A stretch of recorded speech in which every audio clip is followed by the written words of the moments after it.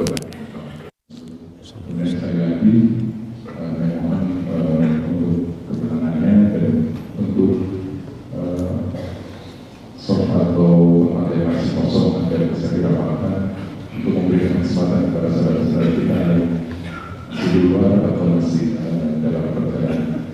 Demikian, mudah-mudahan bersyukur. Assalamualaikum warahmatullahi wabarakatuh. Waalaikumsalam warahmatullahi wabarakatuh.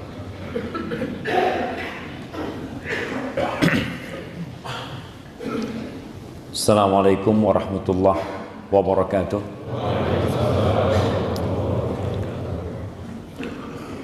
Alhamdulillah.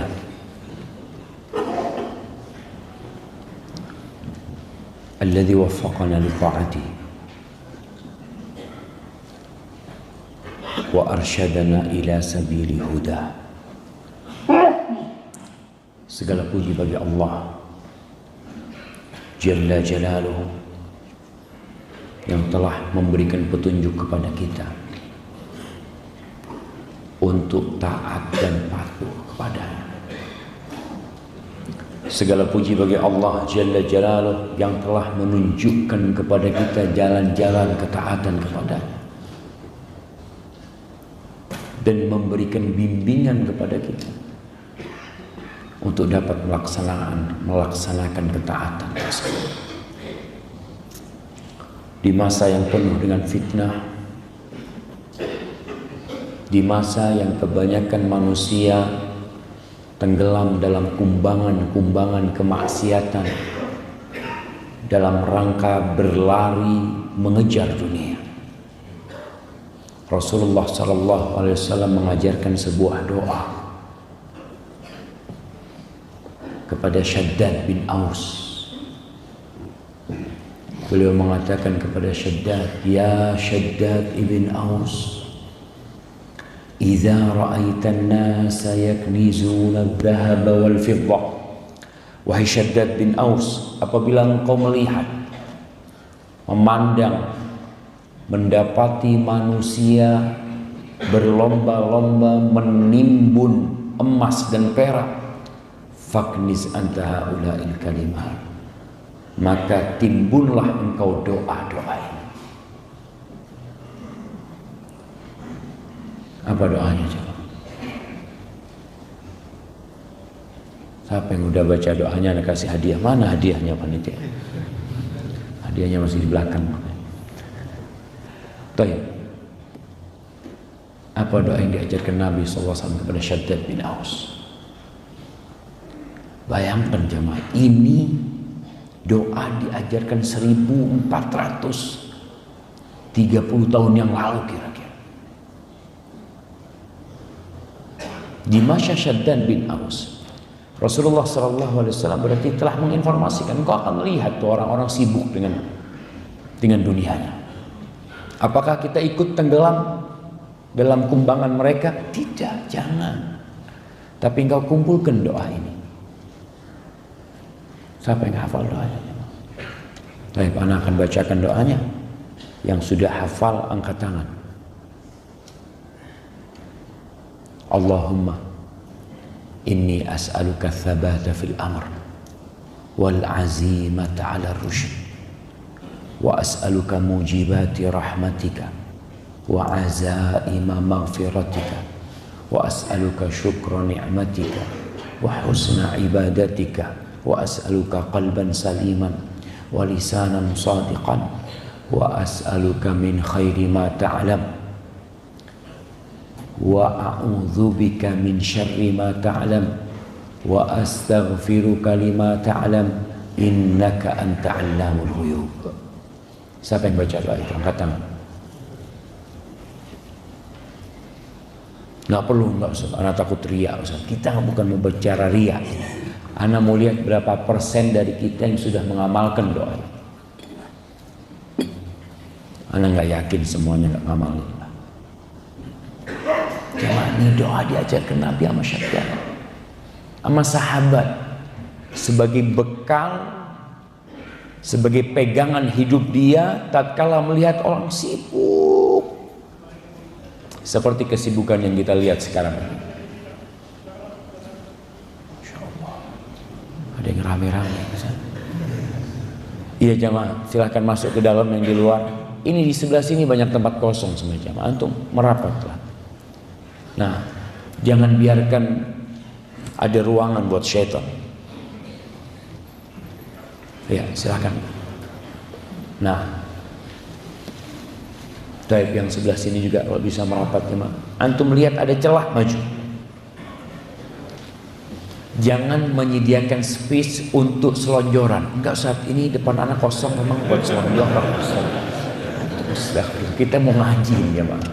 Ya, sebelah sini ini kosong, silakan kasih jalan jemaah. Yang di belakangnya dilihat, tolong dikasih jalan. Nah, sebelah kiri juga kosong.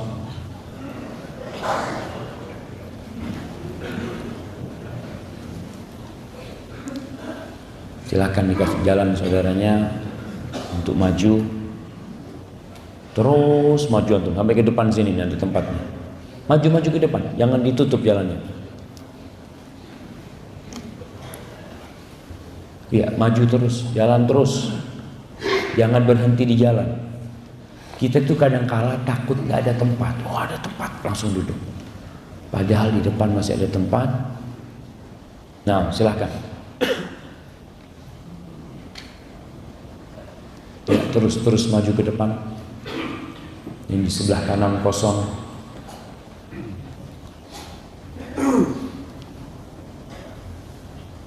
Udah habis tempatnya.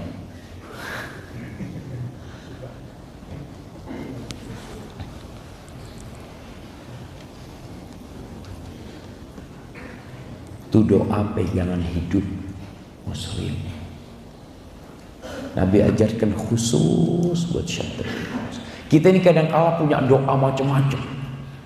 Ana dapat amalan Ustaz dari Ustaz anak. Ternyata doa boleh aja dari siapa. Doa itu boleh kita amalkan dari siapa saja selama isinya bagus dan tidak mengandung sesuatu yang berlebih-lebihan. Boleh. Tapi kalau doanya ajaran Rasulullah SAW, kita harus lebih semangat ngamalkannya. Kita sering tanya, Ustaz gimana caranya istiqomah Ustaz? Gimana caranya menjaga iman? Wallahi jemaah, Allahu Akbar ya. Ada seorang yang udah ngaji lama udah. Tapi dia karena sibuk dengan dunia, sibuk sama teman-temannya, teman-teman kerjanya, kadang-kala kunjungan sana, kunjungan sini, pijat sana, pijat sini, na'udzubillah, akhirnya dia terjebak dalam perzinahan, na'udzubillah. Maka kita perlu ngamalin doa ini. 2 kalimat pertama, Allahumma inni as'aluka tsabata fil amr. Ya Allah, aku minta ketetapan dalam urusan ini ya Allah, agar tidak ragu, agar tidak terombang-ambingkan dengan ombak yang membuat sebagian orang tenggelam. Minta ditetapkan dalam urusan akhirat, dalam urusan agama, dan dalam urusan dunia. Wal azimata 'ala rusyd. Dan aku minta tekad yang kuat di atas petunjukmu. Karena kita lihat ada orang punya semangat tapi di atas kebatilan. Dia nggak tahu ternyata yang diamalkan batil, bertentangan dengan syariat Islam. Tapi dia pikir benar karena bingung jemaah. Maka kita minta sama Allah Subhanahu Wa Taala dan kita bersyukur Allah memberikan kepada kita hidayah dan petunjuknya. Semoga hidayah itu mendampingi kita sampai ajal datang menjemput. Allahumma salli wa sallim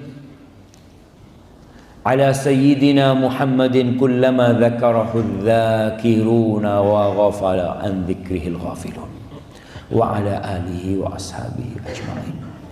Ya Allah, curahkan salawat dan salam kepada baginda Nabi kita Sallallahu Alaihi Wasallam. Setiap kali orang mengingatnya dan setiap kali orang-orang yang lalai dengan namanya, semoga salawat itu juga tersambung untuk keluarga beliau, untuk para sahabat beliau, dan untuk orang-orang yang meniti jalan beliau. Amma ba'd. Jamaah rahimakumullah. Rasulullah sallallahu alaihi wasallam memberikan kabar gembira yang berjalan di kegelapan malam menuju ke rumah Allah. Beliau mengatakan basyiril masyaina fi dhulumati bin ilal masajidi bin nurit tam yaumal qiyamah. Berikan kabar gembira kepada orang-orang yang berjalan di kegelapan menuju ke masjid-masjid dengan cahaya yang sempurna pada hari kiamat. Semoga Allah menyempurnakan bagi kita cahayanya. Dan kita tahu salat subuh dan salat isya adalah salah satu ukuran untuk mengetahui kita munafik apa bukan. Salat yang paling berat buat orang munafik adalah salat isya dan salat subuh. Paling berat. Kalau antum merasa berat, perangi.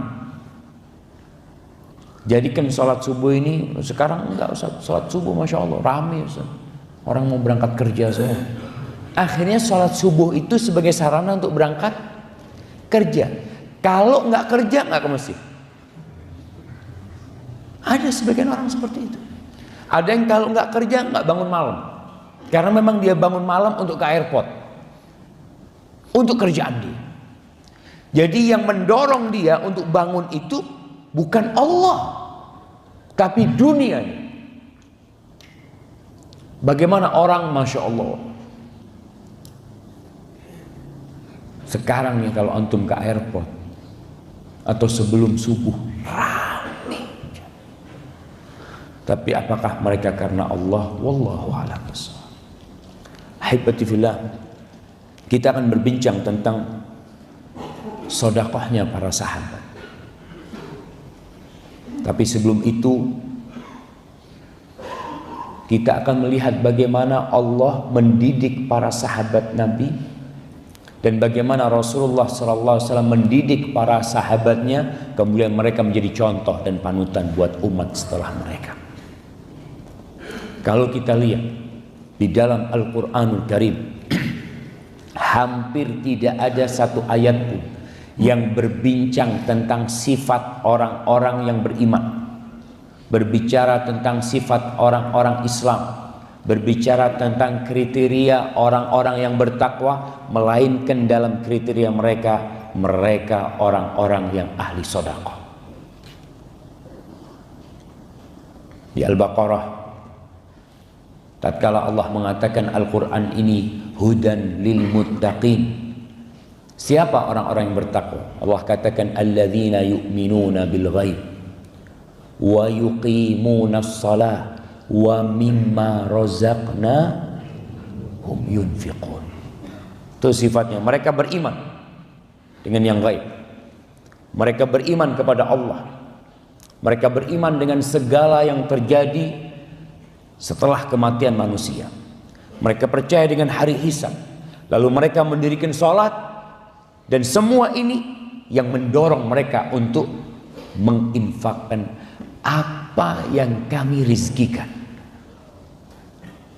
Jadi sudah dididik sama Allah, kalau uang yang antum keluarkan itu dari aku, kata Allah.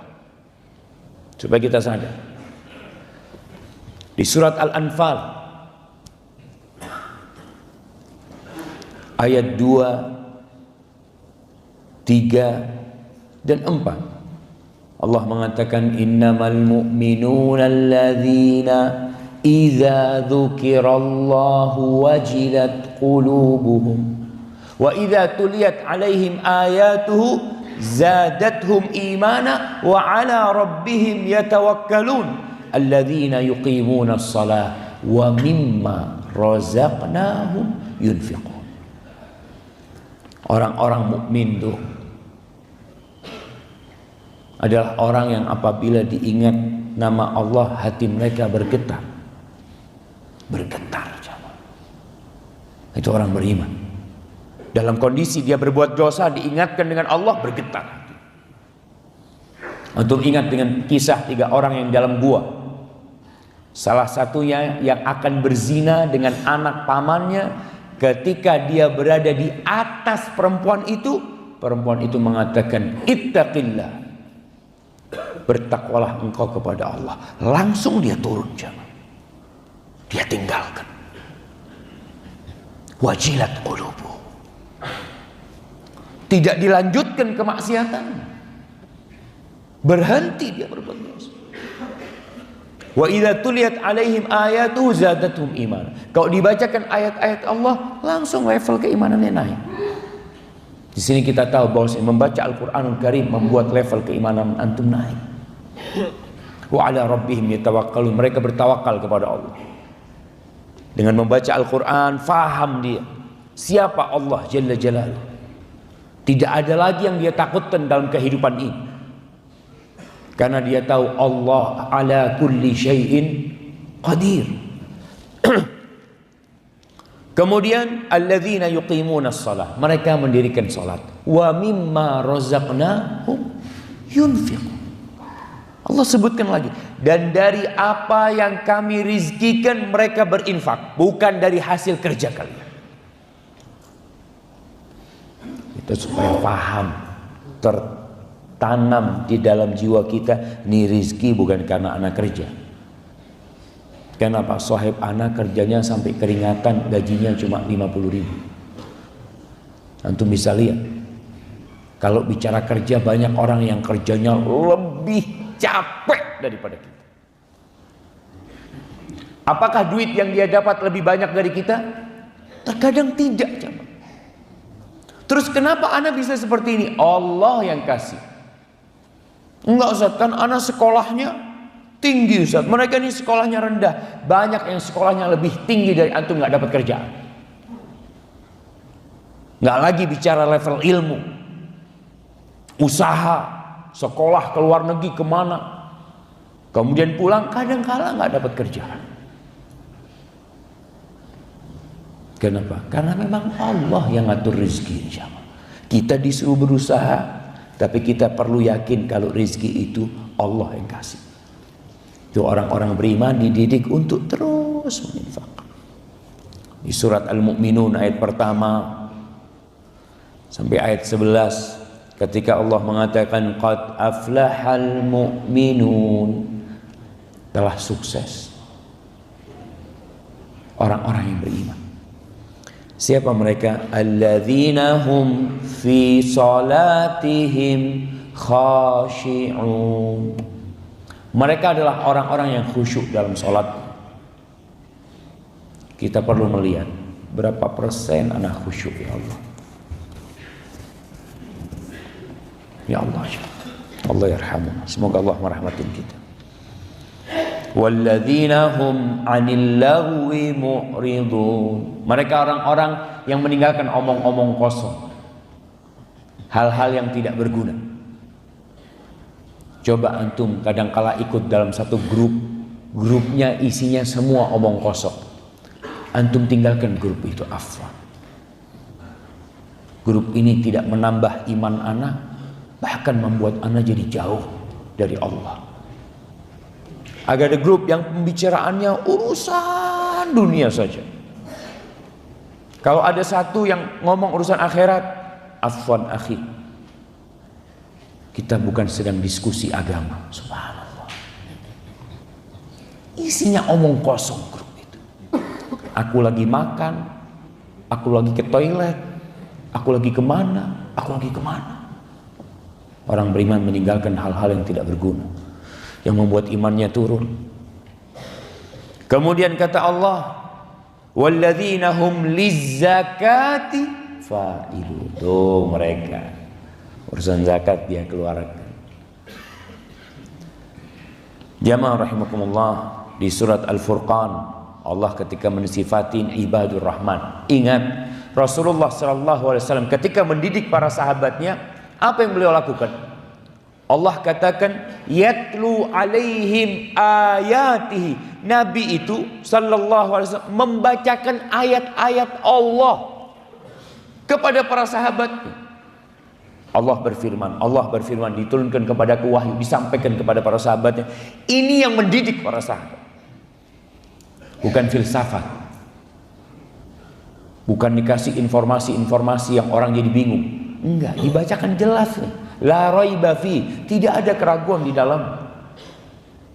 Dan ternyata masalah sodakoh ini banyak kali dalam Al-Quran.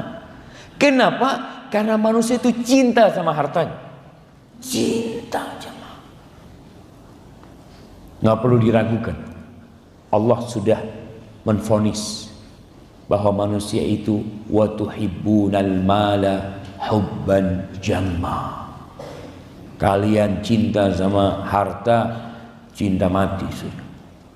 Wa innahu li hubbil khairi la syadid. Itu Allah sebutkan.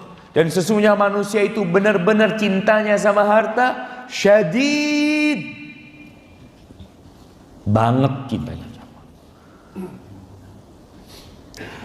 Di surah Al-Furqan ayat 63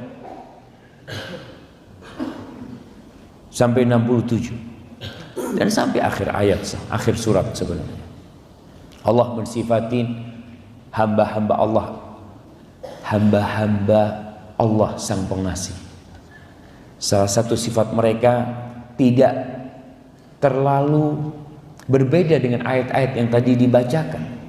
Allah mengatakan wa ibadur rahmanil ladzina yamshuna 'alal ardi hauna wa idza khatabahumul jahiluna qalu salama wal ladzina yabituna li rabbihim sujadan wa qiyama wal ladzina yaquluna rabbana asrif 'anna 'adzab jahannam inna 'adzabaha kana gharama innaha sa'at mustaqarran wa muqama walladzina idza anfaqu lam yusrifu wa lam yaqturu wa kana baina dzalika qawama.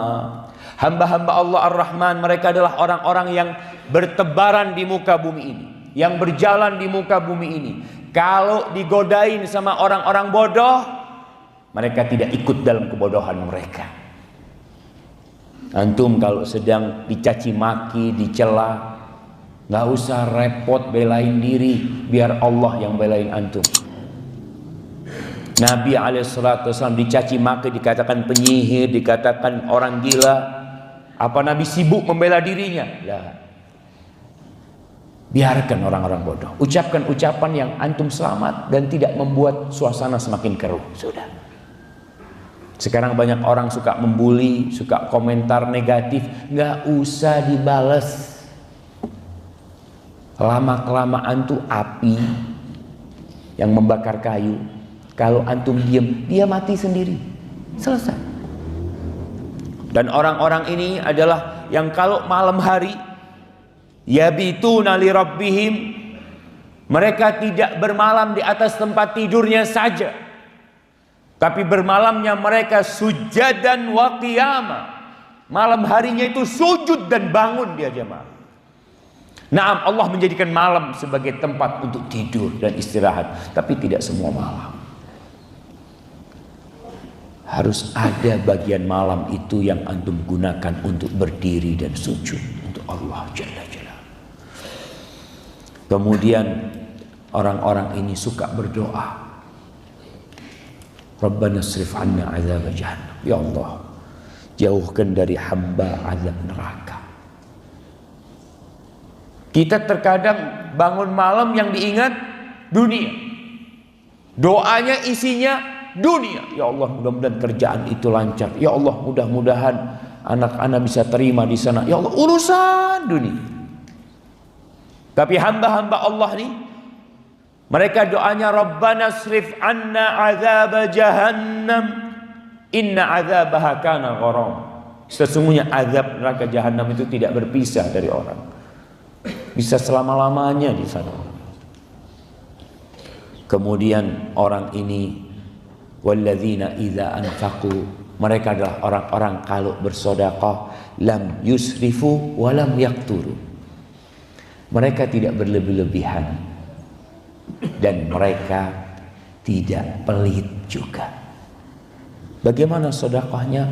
Wa kana baina dzalika qawama. Di antara itu tidak berlebih-lebihan dan tidak sedikit sedekah. Apakah kita seperti itu? Kita diperintahkan untuk beriman seperti berimannya para sahabat. Surah Al-Baqarah ayat ke-13. Ini Allah berbicara tentang sifat orang-orang munafik. Orang munafik itu kalau dikatakan kepada mereka wa idza qila lahum aminu kama amanan nas. Apabila dikatakan kepada mereka kalian berimanlah seperti berimannya manusia. Siapa manusia yang beriman pada waktu itu? Sahabat Nabi. Berimannya, gaya berimannya, gaya ibadahnya ikut orang-orang yang sudah beriman, para sahabat Nabi. Apa kata mereka? Qalu anu'minu kama amana sufaha. Allah jamaah. Ini ucapan mereka.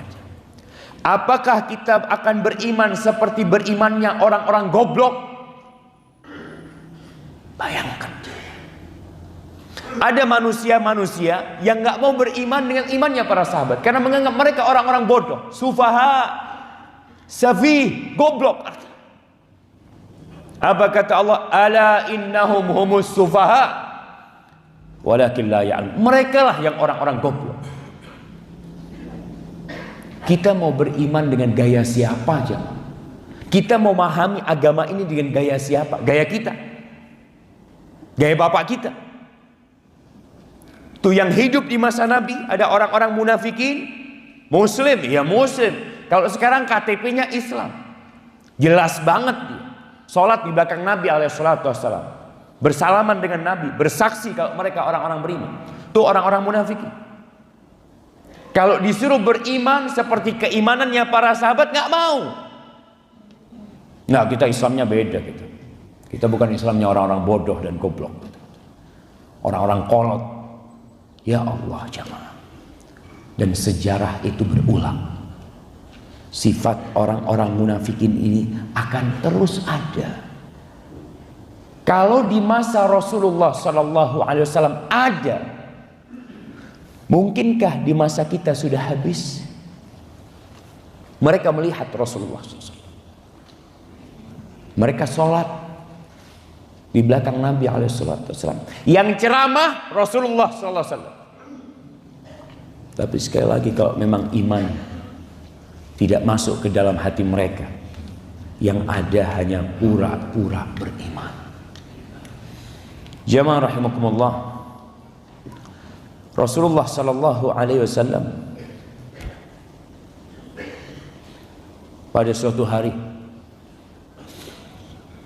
beliau kedatangan satu kelompok manusia dari Mudhar dengan pakaian dari kulit, yang kulit itu dipotong tengahnya,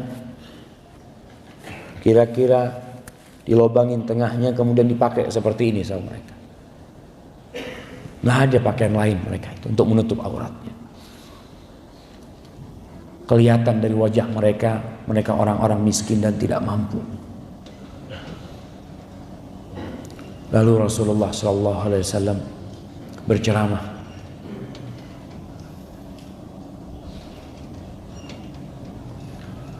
Masya Allah. Subhanallah. Kita masih kurang bersyukur dengan segala yang Allah berikan. Nah, anak nggak mau ceramah dulu karena antum melihatin ini semuanya.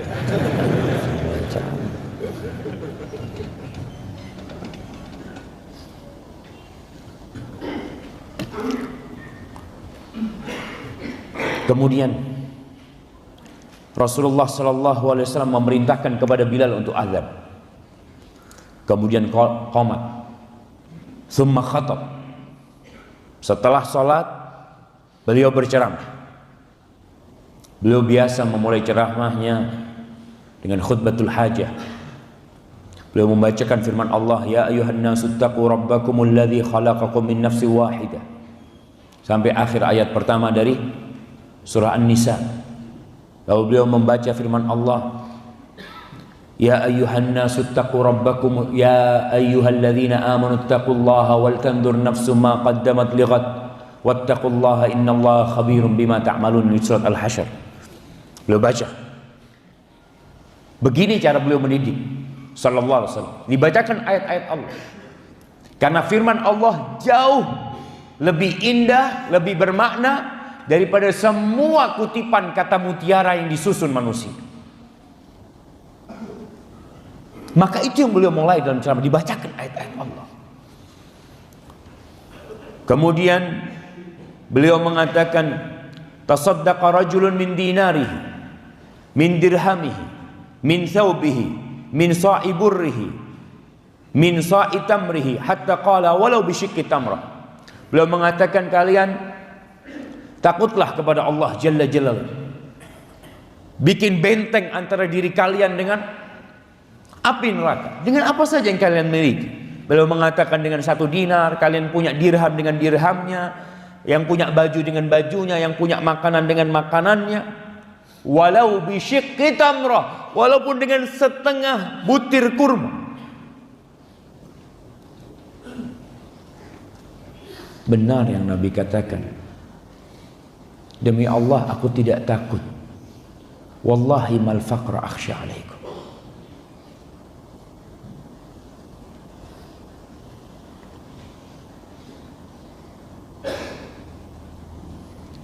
Beliau mengatakan, demi Allah aku tidak takut kalian ditimpa kemiskinan. Yang aku takutin ketika dunia dibukakan buat kalian. Kita akan lihat sebagian sahabat itu sedekah dengan 1 butir kurma. Hanya itu yang dia miliki. Subhanallah. Akhirnya orang-orang pada sedekah. Datang seorang lelaki dari kalangan Ansar dengan 1 kantong yang dia nggak bisa ngangkat karena beratnya, nggak bisa dia ngangkat, mungkin sambil diseret dia letakkan di depan Rasul SAW. Akhirnya orang-orang pada berbondong-bondong sedekah, sehingga ada makanan, ada baju di depan Nabi SAW, 2 tumpuk.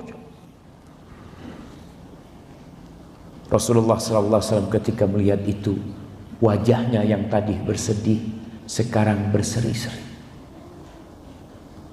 Beliau mengumpulkan sedekah itu sallallahu alaihi wasallam bukan untuk diri. Beliau siap tidak makan. Ketika perang Khandaq, bagaimana Rasulullah sallallahu alaihi wasallam membuat sabuk dari kumpulan kerikil di perutnya sallallahu alaihi wasallam. Beliau kadangkala berhari-hari berpuasa bukan karena ingin berpuasa, karena memang gak ada makanan sallallahu alaihi wasallam. Sekarang kita jamaah, wallahi kita buang-buang makanan. Makanya anak kadang kala sedih kalau anak dikasih makanan kotakan, itu anak sedih. Bukan anak suka makanan prasmanan, tapi karena kotakan itu nggak bisa milih. Artinya nasinya kebanyakan kita nggak bisa ngomong. Akhirnya kita makan sedikit kemudian dibuang. Anak sedih banget. Tapi ada teman-teman yang Masya Allah,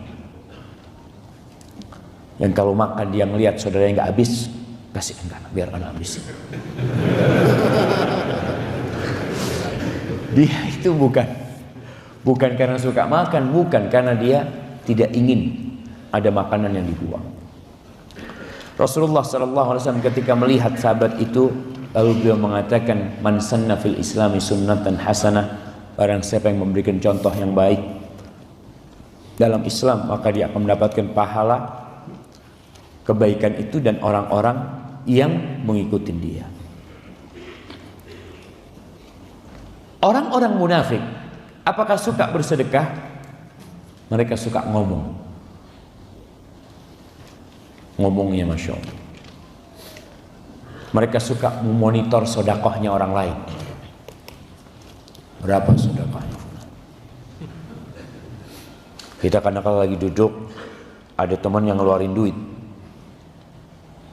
Lihat berapa yang dia keluarkan. Ada apa urusan antum sama sedekahnya dia? Allah sebutkan di surat At-Taubah ayat 75 sampai 79 tentang sifat orang-orang munafikin. Allah mengatakan, wa minhum man ahadallah la in atana min fadlihi lanasaddaqanna wa lanakunanna minas salihin. Tuh, di antara mereka ada orang yang berjanji, ya Allah, kalau Engkau kasih sama aku akan sedekah, ya Allah, aku akan bangun masjid, aku akan bantu janda, aku dan aku. Falamma atahumullah min fadli, ketika Allah berikan karunia-Nya kepada mereka, bakhilu bihi, mereka pelit. Sedekah tapi tidak sesuai dengan janjinya. Keluar, dan berat loh jemaah. Antum lebih enak mana, jadi orang kaya yang pelit atau orang miskin yang dermawan? Allah jemaah, kita selalu milih kaya dermawan. Dan apakah antum akan dermawan ketika kaya? Nih Allah sebutkan, ada jenis-jenis manusia yang tatkala dikasih karunia bakhilu bih. Orang tuh kalau masih miskin gampang sedekah, mudah sekali. Karena apa? Karena ada perasaan sama-sama miskin. Sudahlah, nah bantulah. Itu empatinya masih bagus tuh. Tapi kalau sudah kaya, bakhilu bihi wa tawallaw wa hum mu'ridun. Mereka berpaling tanpa peduli, cuek. Enggak lagi suka membantu. Padahal hartanya banyak yang Allah berikan kepada dia. Antum minta harta dari siapa? Dari Allah. Allah kasih. Kemudian antum pelit. Kenapa harus pelit? Padahal yang kita kasihkan akan diganti sama Allah. Rasulullah SAW mengatakan, la yajtami'u imanun wa syuhun fi jawfil abdi. Iman dan pelit itu tidak berkumpul di hati seorang hamba, nggak ngumpul jemaah. Di mana ada iman, di situ ada kedermawanan. Di mana ada kekikiran, hati-hati. Di situ ada kemunafikan. Antum kalau pelit, jangan-jangan kata kayak mereka. Bakhilu bi. Fa'aqabahum nifaqan fi qulubihim. Ila yaumi yalqawnahu bima akhlafullaha ma wa'aduhu wa bima kanu yakdzibun. Akhirnya Allah kasih penyakit kemunafikan di hati mereka. Gara-gara janji-janji palsu mereka. Mereka tidak menepati janji Allah. Allah kasih kemunafikan di hatinya sampai hari berjumpa dengan Allah. Ini balasan jemaah. Kebaikan balasannya kebaikan. Dosa melahirkan dosa.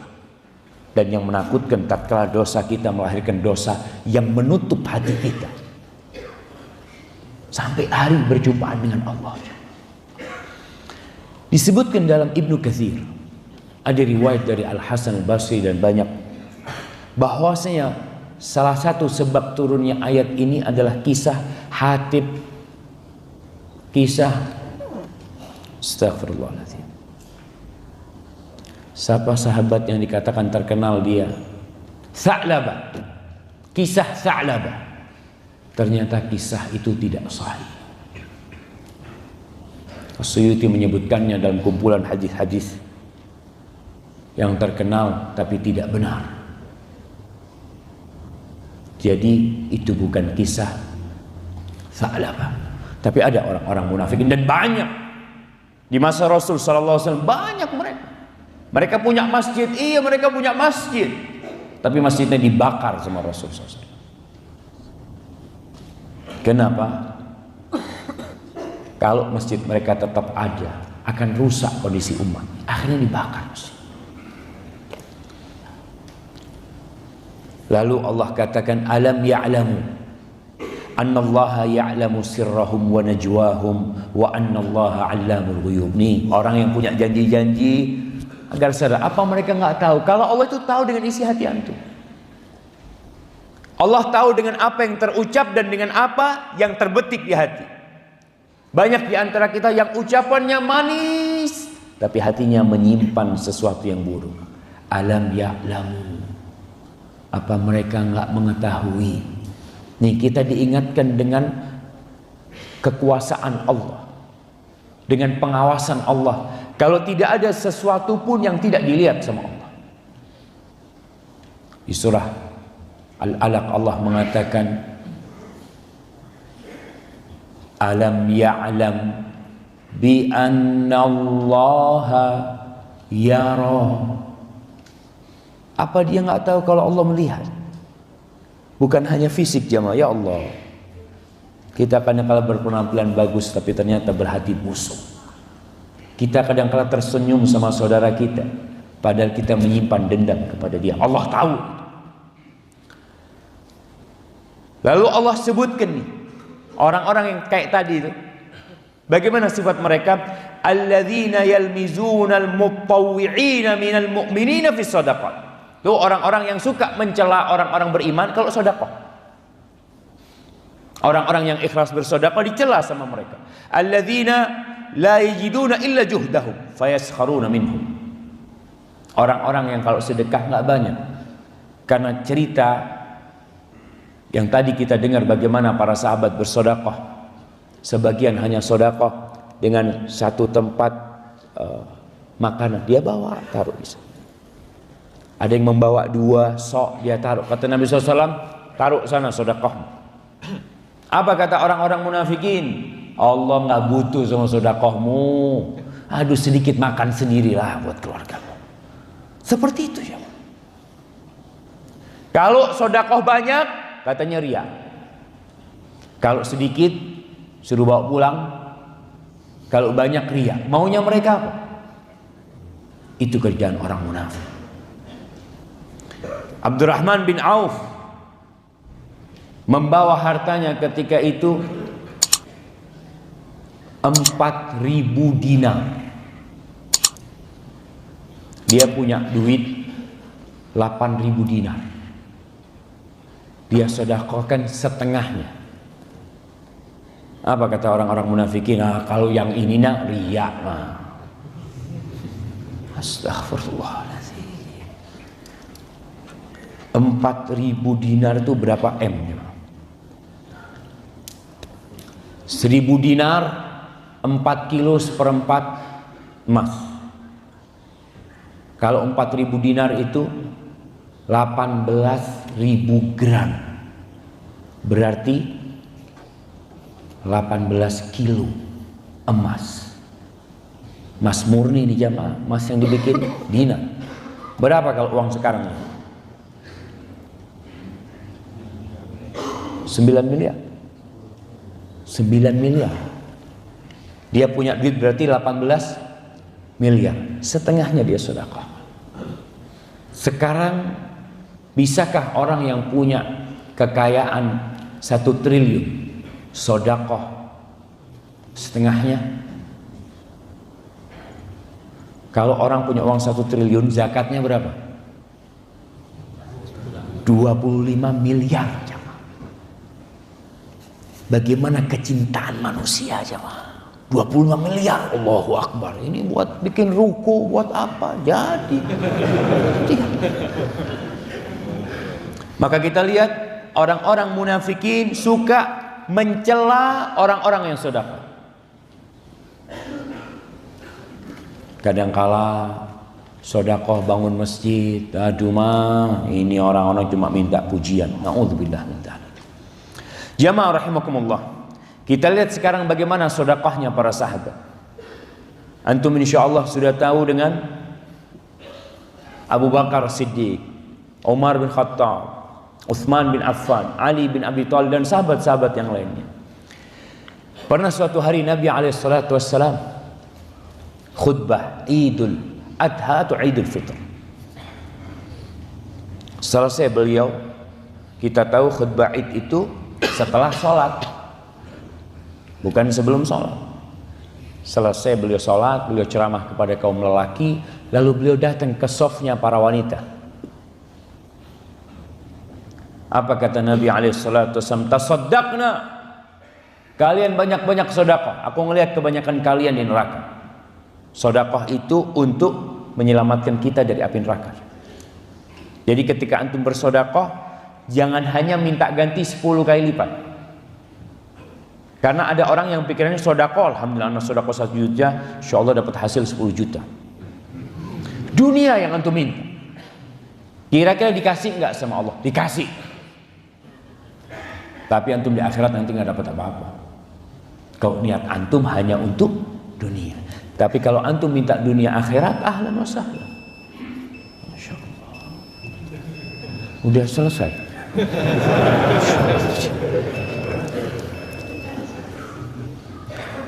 Baik. Sampai mana lah? Astagfirullahaladzim. Sedekah dunia. Nah, orang yang sedekah cari dunia, Allah kasih. Allah tuh jamaah memandang dunia ini sangat remeh sekali. Antum kepingin 1 triliun dikasih. Antum sedekah umpamanya 100 miliar ingin mendapatkan 1 triliun, bisa Allah kasih, Allah kasih. Kemudian antum mati dan tinggalkan semuanya. Kemudian semua keindahan ini Allah hancurkan. Emas yang ditumpuk, rumah, bangunan tinggi yang dibangun, semuanya Allah hancurkan. Gak ada yang Allah simpan. Karena Allah tidak butuh dengan dunia ini. Maka Rasul SAW ketika menyuruh para sahabatnya sedekah, selain memotivasi Allah akan melipat gandakan, diingatkan, ini akan menyelamatkan kalian dari api neraka. Akhirnya para wanita itu melepas antingnya. Bilal itu bawa surban ketika itu. Perempuan itu melemparkan anting. Yang punya gelang dilemparkan gelangnya. Yang punya kalung dilemparkan di sana jamaah. Kenapa jamaah? Itu mungkin yang menyelamatkan kita dari api neraka. Kalau yang kita kumpulkan di rumah, antum tinggalkan, pasti ditinggalkan. Berapa banyak harta yang meninggalkan dosa buat orang tuanya. Mati anaknya ribut gara-gara harta orang tua. Antum hidup tidak mendidik anak-anak dengan baik, antum mati membuat anak-anak putus silaturahimnya. Ada orang tua seperti itu. Apa yang harus kita lakukan dengan harta ini? Didik anak kita. Kasih sama anak kita, nak, fulus. Bawa. Anak masih ingat ya bagaimana orang tua kita didik dulu, ibu ngasih fulus nih, sedekah sekolahan. Bawa ke masjid, sedekah masukin ke kotak amal. Orang tua tuh didik. Punya sesuatu kasih anak, bagikan ke teman-teman, ke tetangga-tetangga, supaya dia merasakan indahnya sedekah. Karena memang ada orang yang pelit, yang perlu dididik. Tidak hanya dididik dengan ucapan, tapi dididik dengan sesuatu yang akan dia dapatkan dengan sedekah. Sampai biasanya anak-anak kalau biasa dididik dengan sedekah, ini ke tetangga jamaah, bagi-bagi sama tetangga, anak itu akan bertanya, ayah nggak ada yang mau dibagi-bagi nih?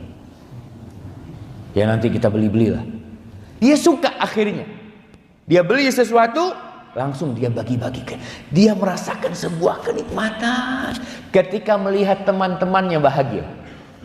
Seneng bah. Dikasih permen aja sudah suka banget orang-orang. Kenapa kita tidak didik? Rasulullah SAW mendidik para sahabat. Dia keluarkan cincinnya, apa dilemparkan. Para wanita yang punya gelang emas, yang punya kalung emas, apa akan dibawa mati? Bawa mati. bawa mati. Antum ketika letakkan untuk membangun masjid, untuk apa? Antum bawa mati itu, insya Allah. Tapi kalau antum letakkan hanya di leher antum, dilepas sama anak-anak nanti. Dilepas sama anak-anak. Nggak ada anak-anak yang menyisakan perhiasan di diri ibunya, nggak ada. Cincinnya dilepas, kalungnya dilepas, semua yang ada di tubuh ibunya dia lepas. Kenapa? Karena dia tahu ibunya tidak butuh dengan itu semua. Apakah kita mau seperti itu? Nggak ada yang kita bawa mati. Semuanya ditinggal. Kita capek ngumpulinnya. Kita lelah bekerja. Ada yang sampai pindah dari satu kota ke kota selanjutnya demi untuk mengais rizki. Setelah itu ditinggal semuanya. Bawa mati jamaah. Jamaah rahimakumullah. Utsman bin Affan. Bagaimana sedekah dia? Orang-orang yang miskin di kalangan para sahabat bisa sedekah kurma, sedekah kurma. Yang kaya sedekahnya jangan ditanya. Utsman radhiyallahu taala anhu pada tahun ke-9 Hijriah,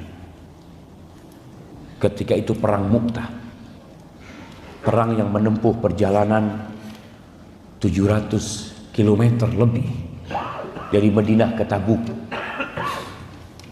pada musim panas. Jumlah pasukan Nabi Sallallahu Alaihi Wasallam pada waktu itu 30.000.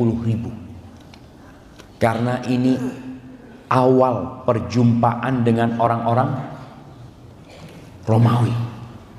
Mereka negara adidaya pada waktu itu. Berangkat nih. Ghazwatul Asirah, bukan Mu'tah ya. Ghazwatul perang Tabuk itu. Utsman bin Affan mengatakan kepada Nabi SAW, ya Rasulullah, 200 ekor onta dengan semua perlengkapannya, aku yang nanggung. Kata Rasulullah SAW, ma dharra Utsman. Beliau mengatakan, ma ala Utsman ma amila ba'da hadi. Ma ala Utsman ma amila ba'da hadi. Setelah ini apa yang dilakukan Utsman nggak ada bahaya lagi buat dia. Setelah dia bersedekah 200 ekor onta. Onta itu mahal pada waktu itu jamaah. Makanya ketika perang Badar aja jumlah onta para sahabat tuh cuma 70 ekor. Bergantian mereka. Kemudian Utsman datang lagi membawa, dalam hadis riwayat Tirmidzi, dia membawa 1000 dinar. Dia bawa di bajunya. Dia letakkan kepada Nabi SAW.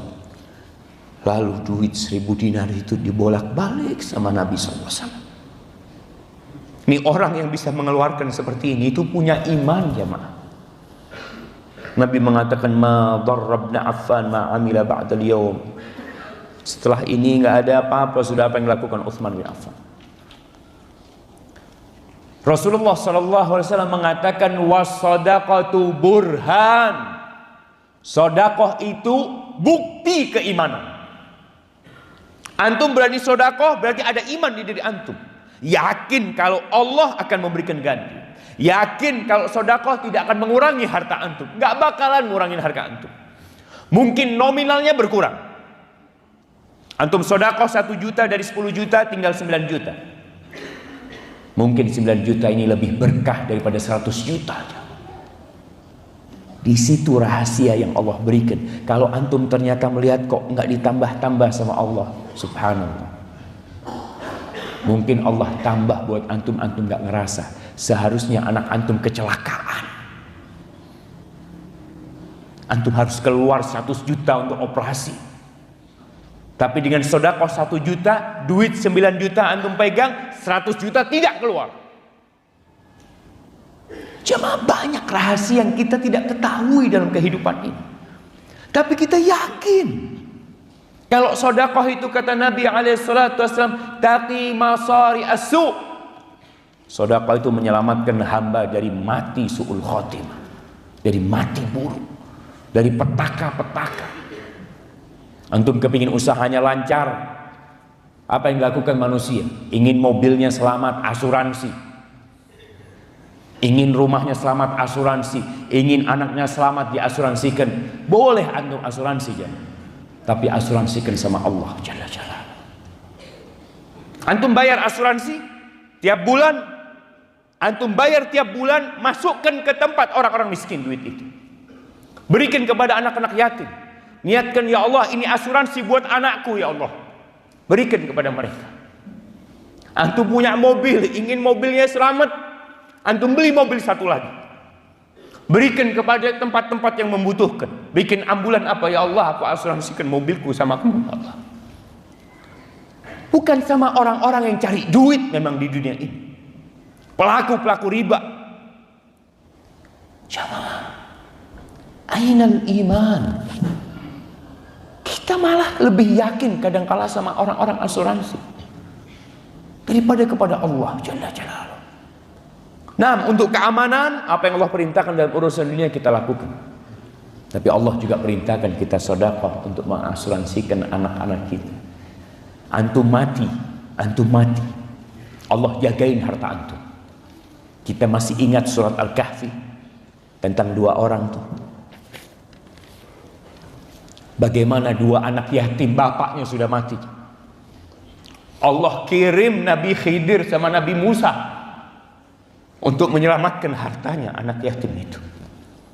Kenapa? Karena ternyata anak itu sudah diasuransikan. Wa kana abuhuma sholihah. Bapaknya dua anak itu orang soleh. Dia titipkan anaknya sama Allah Jalla Jalaluh. Hartanya dijaga. Berapa banyak orang kaya yang meninggalkan harta banyak buat anak-anaknya, ternyata anaknya nggak ada yang kaya. Nggak ada, habis semua harta. Maka ingat, gimana Utsman bin Affan mengeluarkan harta ini, kemudian Allah menjaganya. Utsman bin Affan membeli sumur di kota Madinah seharga 35.000 dirham. 35.000 dirham tuh dulu harga satu ekor kambing itu 10 dirham. Jadi kalau 35.000 berapa? 3.500 ekor kambing. Kalau satu kambing harganya 1 juta, harga yang murah. Berarti 3,5 miliar atau 3,5 miliar dibeli semua. Karena pada waktu itu di Madinah ada satu sumur, harus bayar orang-orang minum di sana. Akhirnya Rasulullah SAW mengatakan yang membeli bi'ir rumah akan mendapatkan ain fil jannah, mata air di surga. Subhanallah. Semua orang akan merasakan sungai-sungai surga. Utsman bin Affan punya mata air sendiri di surga. Radhiyallahu ta'ala anhu. Dia beli, kemudian dia jadikan gratis buat umat Islam. Subhanallah. Apakah kita tidak punya keinginan untuk punya mata air di surga? Rasulullah SAW pernah ditanya tentang sedekah yang paling mulia. Kata beliau SAW, alma, air. Sebagian salafus soleh, sebagian ulama itu sakit bertahun-tahun. 7 tahun dia sakit. Jadi di lututnya ini keluar nanah. Datang dia ke salah satu orang yang alim. Ana lupa nama beliau.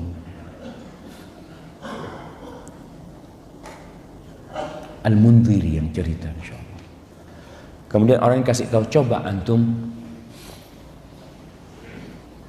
cari tanah, cari masyarakat yang butuh sama air. Antum gali sumur di sana, mudah-mudahan dengan keluarnya air di sumur tersebut Allah matikan nanah itu dari lututmu. Dia cari jamaah. Dia ini sudah berobat 7 tahun, dia berobat kemana-mana. Sebagian manusia pengobatan alternatifnya itu bukan sedekah. Berangkat ke Singapura, berangkat ke London, berangkat kemana? Ini orang disuruh sedekah sumur. Subhanallah, dia gali sumur, keluar airnya, lututnya sembuh. Paling tidak, antum kalau berobat yang sakit, ada sebuah hadis yang disahihkan oleh banyak ulama, dawu mardhakum bisadaqah, obati orang yang sakit di antara kalian dengan sedekah. Kalau antum beli obat ke dokter bayar 100.000, beli obatnya 1 juta, 1.100.000, antum sedekah 1.100.000. Nih ya Allah, mudah-mudahan disembuhkan. Kita kadang kala hanya berpikir materi aja, jamaah. Dokter tuh nggak nyembuhin. Yang nyembuhin itu Allah, dan kita disuruh ngobatin dengan cara sedekah juga. Sebagaimana kita berobat ke dokter boleh, kita diperintahkan sedekah.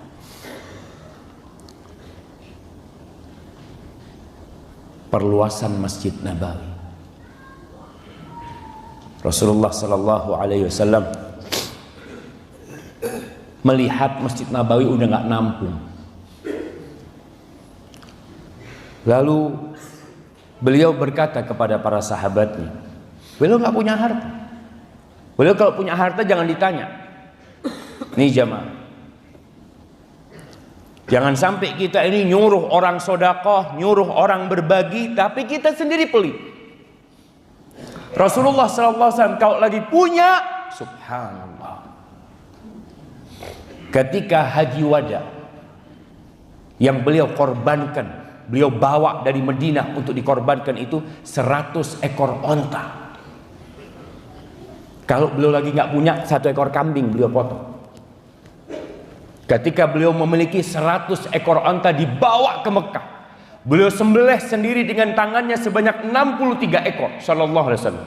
Sisanya Ali yang melanjutkan penyembelihan itu. Istri-istrinya dikasih sendiri. Ini seperti itu Nabi alaihissalam. Tapi kalau beliau nggak punya, ya beliau akhirnya nyuruh sahabatnya. Ketika beliau datang dari Mekah ke Madinah, beliau beli itu tanah pembangunan masjid itu wakaf dari beliau. Beliau beli, sallallahu alaihi wasallam. Ketika butuh perluasan, Nabi tawarkan kepada para sahabat. Beliau mengatakan, "Man yashtari buq'ata ali fulan, fayaziduha fil masjid, bi khairin lahu minha fil jannah." Siapa di antara kalian yang mau membeli nih tanah di sebelah masjid ini, kemudian diwakafkan ke masjid, dia akan mendapatkan tanah yang lebih baik di surga Allah Subhanahu wa taala. Wallahi jamaah, kita beli di dunia, sejatinya kita sedang beli di surga Allah Subhanahu wa taala. Antum ketika bayar itu, makanya orang kalau sedekah itu udah hilangkan rasa kepingin dipuji, disanjung, hilangkan semua. Kenapa? Karena antum beli ini untuk diri antum sendiri. Kenapa terus antum harus berbangga menceritakan kepada orang lain? Kebaikan itu buat antum. Tapi kalau antum cerita buat orang lain, bukan kebaikan yang antum dapatkan, jadi keburukan. Fashtaraha Utsman bin Affan min mali.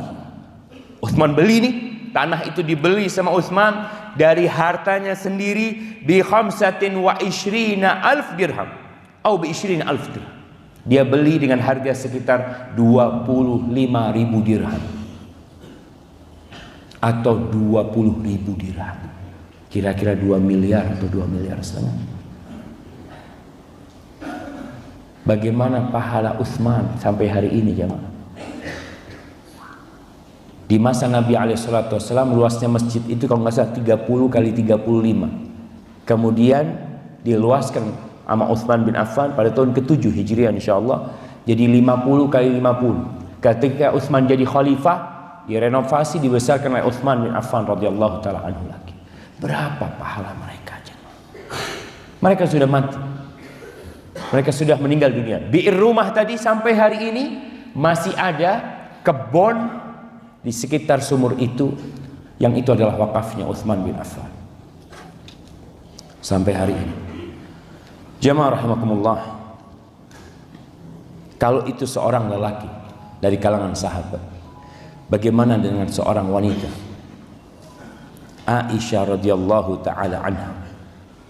Aisyah, dia belajar sedekah dari siapa? Dari bapaknya dulu, dari Abu Bakar As-Siddiq. Memang ada orang berbicara, Ustaz, kedermawanan itu gen. Jadi kalau bapaknya dermawan, insya Allah anaknya dermawan. Akhlak itu ada yang bawaan lahir, ada akhlak yang memang didapatkan dengan belajar dan usaha. Ada anak kecil sejak kecil pelit ya. Sejak kecil kalau punya itu nggak mau berbagi. Sejak kecil dia. Enggak, ini punyaku, ini punyaku.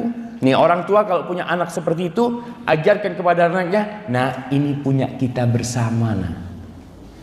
Punya kita bersama. Oh gitu. Jadi dia belajar, oh setiap punya sesuatu makanan, ini punya kita bersama.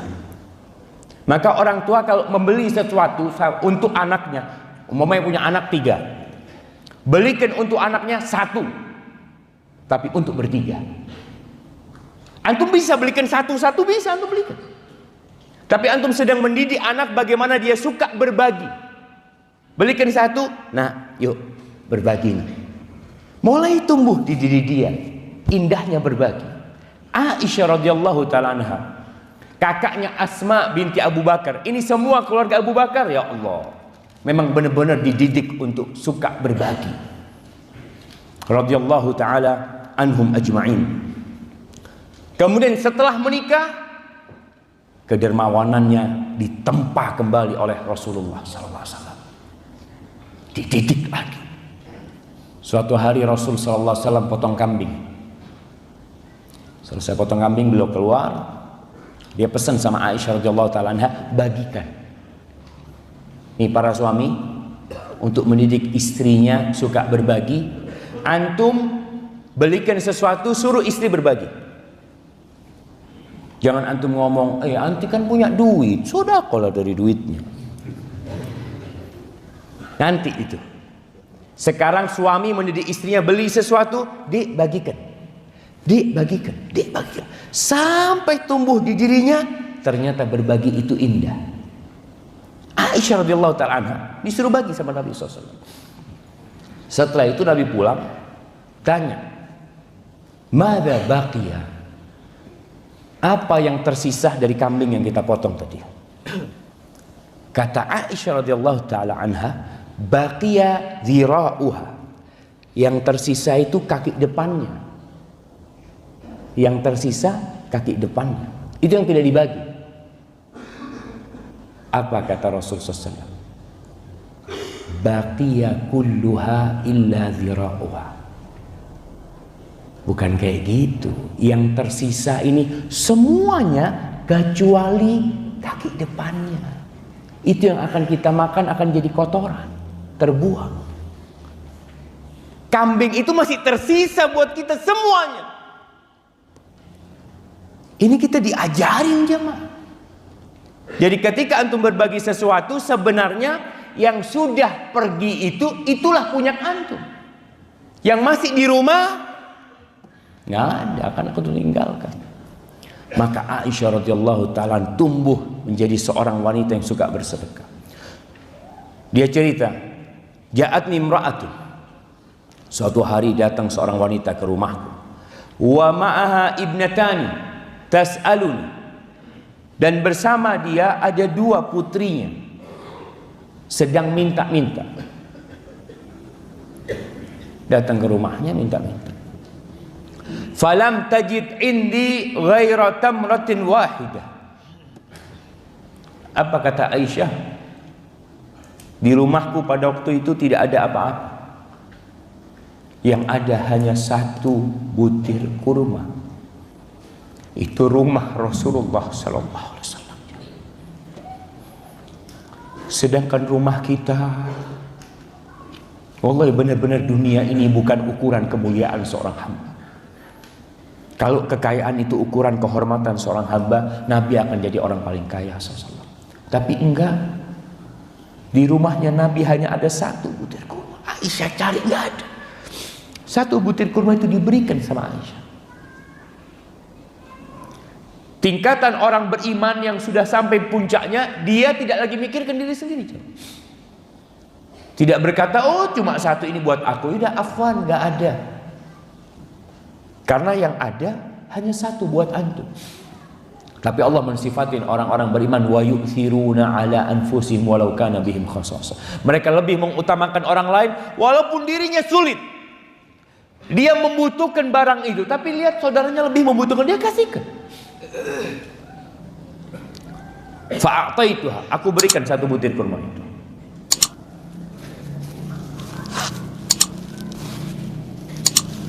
Apa yang dilakukan oleh ibu ini? Allahu Akbar. Dia bagi dua. Sekarang ini pengemis sekarang itu, kalau dikasih sedikit minta tambah, marah kadang-kala.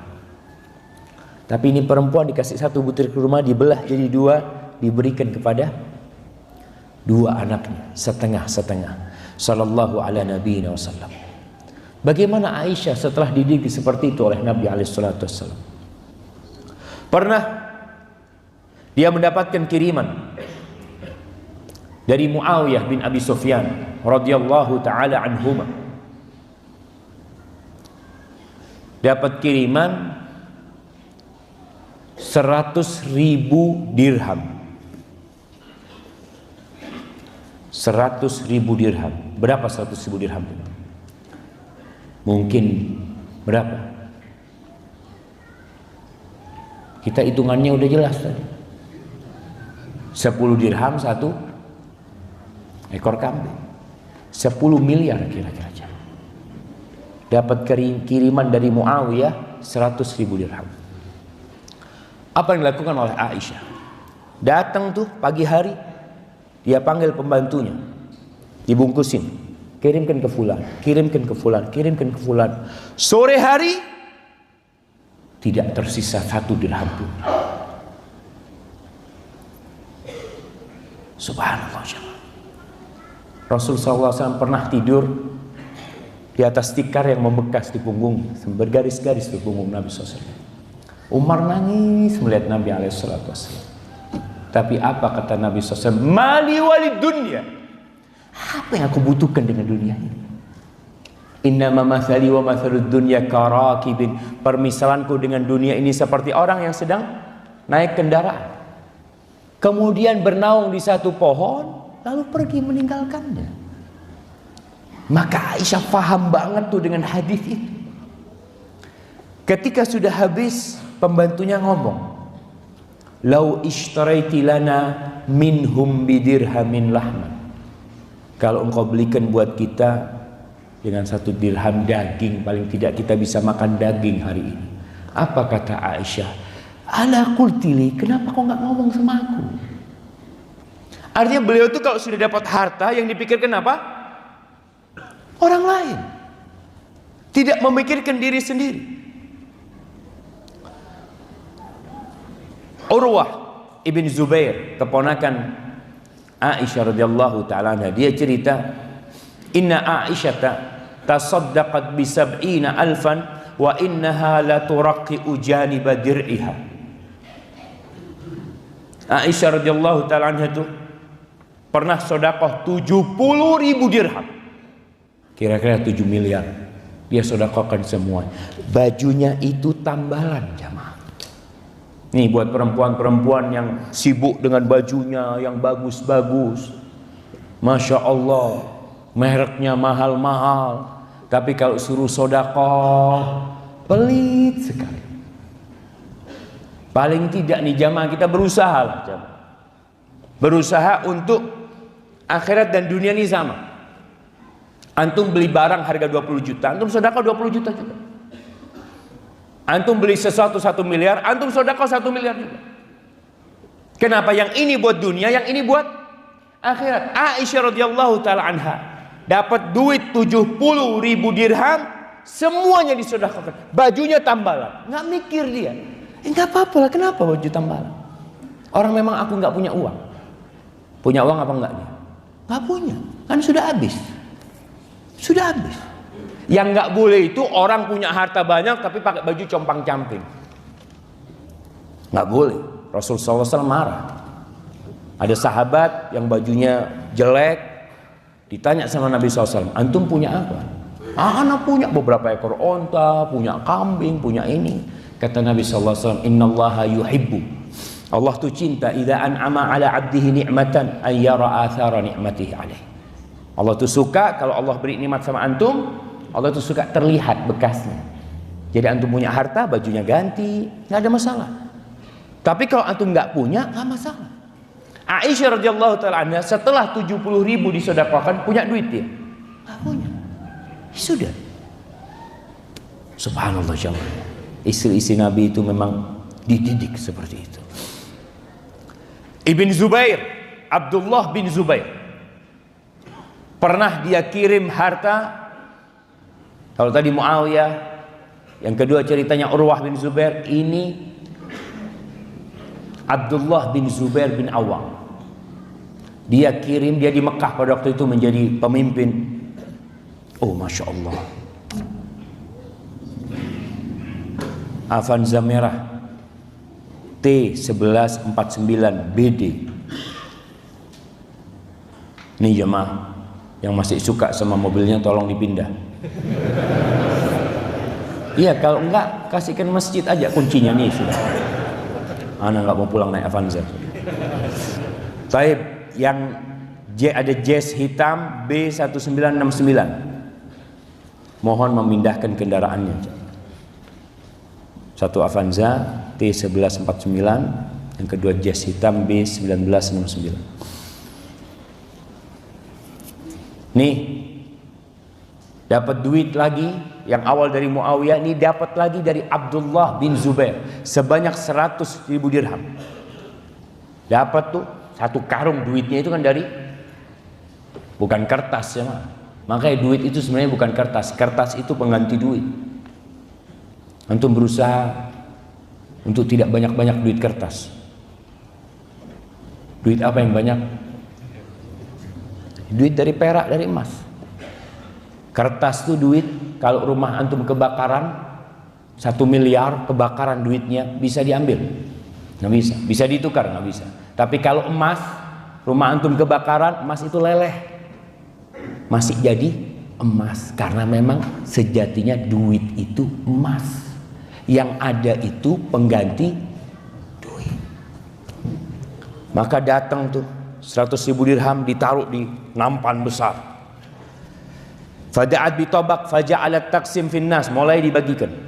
Sama ceritanya, bagi-bagi ya 100.000 dirham baginya butuh waktu lama aja mah. Sampai sore hari Aisyah ngomong, hatiya jariyah futuri. Ternyata hari itu Aisyah sedang puasa.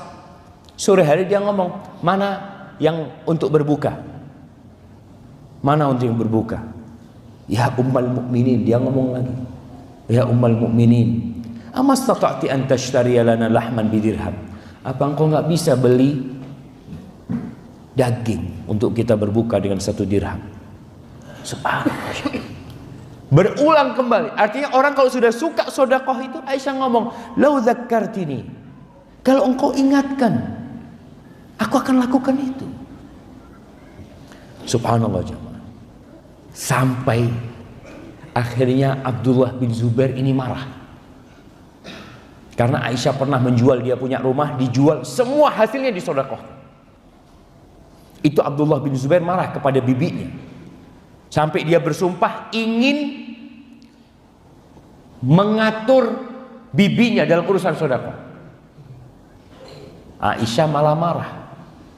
Kalau kau lakukan itu, aku tidak akan ngomong sama engkau selama-lamanya. Betul jemaah. Itu Abdullah bin Zubair gak diajak ngomong lama sama Aisyah radhiyallahu. Padahal bibinya sendiri. Dia minta maaf, sampai akhirnya minta maaf dan diterima oleh Aisyah radhiyallahu taala. Kenapa orang sedekah dari hartanya sendiri? Kenapa harus ribut? Tapi ingat, keimanan kita mungkin beda dengan keimanan para sahabat. Allah mengatakan tadi itu, kalau berinfak tidak berlebih-lebihan dan tidak pelit. Pernah Nabi SAW mendapatkan sedekahnya Ka'ab bin Malik. Ka'ab bin Malik tuh ketika Allah taubat sama dia, Allah memberikan taubat kepada dia gara-gara tidak ikut perang Tabuk. Setelah 50 hari dunia ini sempit buat dia, dia datang kepada Nabi SAW. Ya Rasulullah, sebagai bentuk taubatku ya Rasulullah SAW, semua hartaku sedekah di jalan Allah. Apa kata Nabi SAW? Jangan semuanya, sebagian antum pegang. Dan masih banyak cerita para sahabat. Kita harus baca kitab Siyar A'lamin Nubala. Di situ kita akan mendapatkan motivasi-motivasi untuk lebih baik, untuk tidak tertipu dengan dunia ini. Barakallahu fikum. Tapi ana akan bacakan pertanyaan. Yang mana dulu ini? Oh, yang satu ikhwan, yang satu akhwat. Assalamualaikum. Waalaikumsalam warahmatullahi wabarakatuh.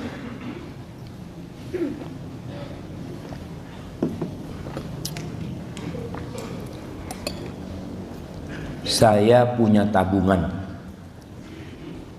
pas hanya untuk bayar kontrakan dan simpanan. Tapi saya ingin daftar haji, dan tabungan saya kalau daftar haji cukup untuk bayar kontrakan sisanya. Apa yang harus saya lakukan saat ini? Saya sedang tidak bekerja. Nah, yang pertama, kita tahu bahwa saya haji itu diwajibkan buat orang-orang yang mampu. Anti lihat kondisi anti mampu atau tidak. Kalau tidak mampu, nggak wajib. Maka jangan berangkat haji. Tapi kalau anti mampu, berangkat haji. Daftarkan. Kalau sekarang dikatakan dia tidak bekerja, berarti dia harus bekerja. Kalau enggak, duitnya nanti habis, dia pulang dari haji minta-minta sama orang. Maka tidak boleh yang seperti itu. Tapi kalau dia enggak, Ustaz, ana punya usaha, punya ini simpanan. Artinya simpanan, ya dia tidak membutuhkannya, maka daftar haji. Tapi kalau punya kewajiban bayar kontrakan, jangan ditunda-tunda. Jangan sampai antum berangkat haji meninggalkan hutang. Siapa yang bayarin hutang anti? Karena kita tahu hutang itu termasuk yang tidak dimaafkan sama Allah Jalla Jalla. Harus dibayar. Bagaimana caranya menjaga niat apabila kita akan bersedekah, menjauhkan diri dari riya? Nah, ini penting sekali menjaga niat, karena nilai sedekah kita sesuai dengan ketulusan niat kita. Bagaimana kita bersedekah supaya ikhlas? Yang pertama caranya, kalau bisa sembunyi-sembunyi, nggak ada orang yang tahu. Kalau kita bisa melakukan itu, karena apa? Tatkala tidak ada orang yang tahu, niat kita selesai, nggak ada yang gangguin. Tapi kalau kelihatan orang, nanti fulan ngomong, Masya Allah, makasih banyak Mas ya, ini masjid antum kata yang bangun. Enggak lah, separuhnya aja ana yang bangun. Ya subhanallah. Jadi usahakan memang disembunyikan. Dan alhamdulillah sekarang ini untuk sedekah sembunyi-sembunyi itu sangat mudah sekali. Dengan adanya apa? Adanya transfer. Orang tuh ada masjid mau bangun ya, dilihat nomor rekeningnya, ya kirim. Selesai. Gak ada yang tahu, istrinya nggak tahu, orang tuanya nggak tahu, anaknya nggak tahu. Yang tahu dia sama Allah Jalla Jalla. Itu yang pertama. Yang kedua, ketika sedekah ingat, kalau kita ini sedang berbuat baik kepada diri sendiri, bukan kepada orang ini. Bukan. Ana sih sedang berbuat baik sama diri sendiri. Ketika antum sedekah mau beli tanah wakaf, ana ini sedang beli tanah di surga. Jadi sejatinya antum nggak perlu minta pujian dari orang. Lah uang antum berbuat untuk diri sendiri. Kita kalau berbuat untuk diri sendiri masa minta pujian orang? Oh anak. Berarti antum bukan untuk diri sendiri. Allah mengatakan in ahsantum li anfusikum. Kalau kalian baik untuk diri sendiri. Jadi kita kalau bantu saudara kita bantu. Kita ini sejatinya sedang membantu diri ana. Kalau dia mengatakan syukron, makasih, nggak perlu ngomong makasih. Ana ini berbuat baik sama diri ana sendiri. Anti yang mendapatkannya, tapi ana sedang berbuat baik sama diri sendiri. Antum sedekah 1 juta, sejatinya antum sedang berbuat baik dan berbalik kepada diri antum sendiri. Dengan cara seperti itu mudah-mudahan kita bisa ikhlas, dan ketahuilah kalau riya itu nggak ada pahalanya, bahkan yang ada azab dari Allah Jalla Jalaluhu. Bagaimana cara berbakti kepada ibu? Sedangkan saya walaupun sudah hijrah, kadang masih suka tidak bisa menahan emosi kepada ibu anak. Allahu Akbar. Antum belum hijrah berarti. Karena di antara sifat orang-orang yang bertakwa, kata Allah, penghuni surga itu kata Allah, wal kadhiminal ghaidh. Mereka suka bersedekah, mereka suka berbagi, tapi mereka wal kadhiminal ghaidh, orang yang suka menahan emosi. Bagaimana cara menahan emosi? Ketika antum emosi, duduk. Ketika emosi, kata Nabi SAW, fal yaskut, diam, jangan keluar omong. Karena antum sedang emosi, nggak bisa nahan, diam. Merah mungkin wajah antum, duduk. Duduk masih emosi, rebahan, tidur-tiduran. Nanti emosinya akan pergi. Kemudian ingat juga bahwasanya Allah cinta kepada orang-orang yang menahan emosinya. Orang itu yang nahan emosi, jemaah. Sedangkan dia bisa melampiaskan emosinya, maka Allah akan berikan kepada dia kesempatan untuk memilih bidadari surga yang mana yang dia sukai. Jadi kalau antum lagi emosi, langsung ingat, ya Allah, nanti ana mau milih bidadari ini. Udah, emosi. Nah,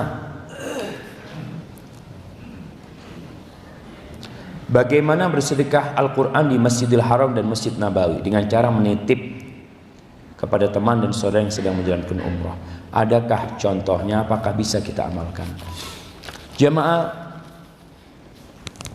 memang di antara sedekah jariyah adalah mushaf, adalah Al-Quran yang disedekahkan ke masjid, yang diwakafkan ke pesantren, yang kemudian dibaca terus Quran itu. Untuk Masjid Nabawi dan Masjidil Haram boleh-boleh saja. Hanya saja setelah ana lihat yang antum sedekahkan di Masjid Nabawi itu diambil lagi sama petugas. Ada petugas biasanya ngatur Quran, itu dilihat Quran yang bukan dari masjid ketahuan. Karena Quran yang dari Masjid Nabawi itu ada wakafnya, stempel wakaf. Bukan stempel wakaf yang dibikin sama orang, enggak, cetakan wakafnya. Dan itu tidak dibikin sama orang, sehingga dikumpulkan sama mereka. Apa yang mereka lakukan? Ditaruh di satu gudang, kemudian dibagikan kepada jemaah haji dan umrah untuk masjid. Makanya antum bisa minta buat masjid di sana. Mau surat Masjid As-Saff, kalau nggak salah di pintu nomor 18. Kita dulu sering minta di sana untuk ma'had, untuk pesantren. Biasanya orang Indonesia dikasih 2 kardus besar itu. Antum minta.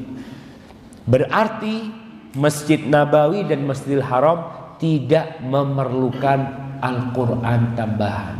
Sudah cukup. Antum seperti menggarami lautan. Kalau mau sedekah Quran, cari masjid-masjid yang memang memerlukan Al-Quran. Dan usahakan jamaah, mana tempat Al-Quran di sini? Di mana? Di situ. Di sana juga ada. Iya, usahakan tempat Quran itu dekat, jamaah. Dan usahakan antum yang sholat ke masjid pas nunggu waktu azan, lihat orang-orang duduk. Kadang-kadang orang itu susah mau ngambil Al-Quran karena jauh. Tapi di Masjid Nabawi dibikin Quran itu di depan semua orang yang duduk. Antum duduk di atas Quran, di kanan Quran, di kiri Quran. Masa nggak mau baca Quran? Baca Quran lah. Karena semuanya Quran. Mereka sudah cukup. Maka kalau mau sedekah, usahakan sedekah di masjid-masjid, dan kalau bisa sedekah sama tempat Quran. Jadi antum Qurannya cuma 2 biji, tempatnya yang lebar.